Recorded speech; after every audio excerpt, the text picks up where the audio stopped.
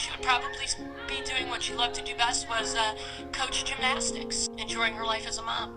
These images of Allison Jackson Foy have aired probably hundreds of times.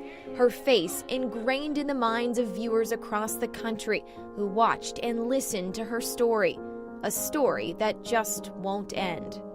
You know, it's almost paralyzing sometimes to the family because people can't move on. And the anniversaries, the birthdays, the holidays, all of these things come and go year after year. Monica Kaysen has been an advocate for Allison's family from the beginning. She's the director of the Q Center for Missing Persons. We were there within the first 80 hours of her disappearance. The search for Allison took nearly 2 years. This was the scene last weekend off Carolina Beach Road. In April 2008, a human skull was found in a wooded area 3 miles from where she was last seen. But Allison wasn't alone. It was soon discovered that there were actually 2 human skulls. A few feet from her remains were the bones of another missing woman, Angela Rothen. This is the largest, most expansive murder case that we have. Wilmington Police Detective Lee Odom is still investigating the 2 murders. You dig in someone's life as deep as you can, because you're always hoping you miss something. He believes both women were murdered by the same person.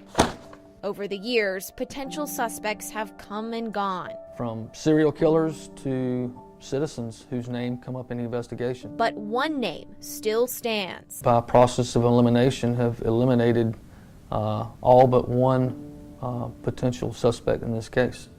Timothy Iannone. Timothy Iannone.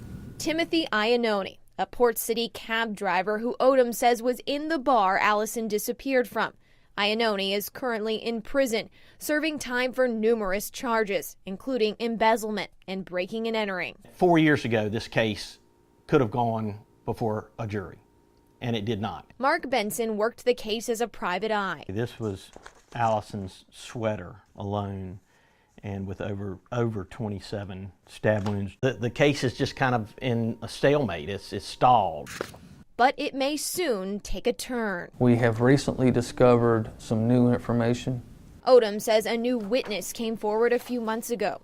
He's confident their information could be the missing piece to this expansive puzzle. He says it's now in the hands of District Attorney Ben David. We have met repeatedly and will in the future to analyze evidence as it comes in. Investigations are ongoing and there is no statute of limitations for murder. An unsolved murder that still weighs heavy on the hearts of Allison's family. I spoke with her sister Lisa over the phone from New Jersey. And it saddens me to think that 10 years later I'm still fighting for final resolution. She's been down to Wilmington countless times, along with her father, who recently died of cancer.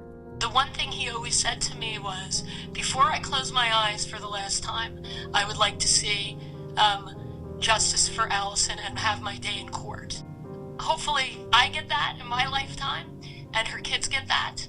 Matthew, how do we stay safe on the balance beam? But until then, all they have are images of a woman whose story that for now will live on. There is hope that the case will be solved.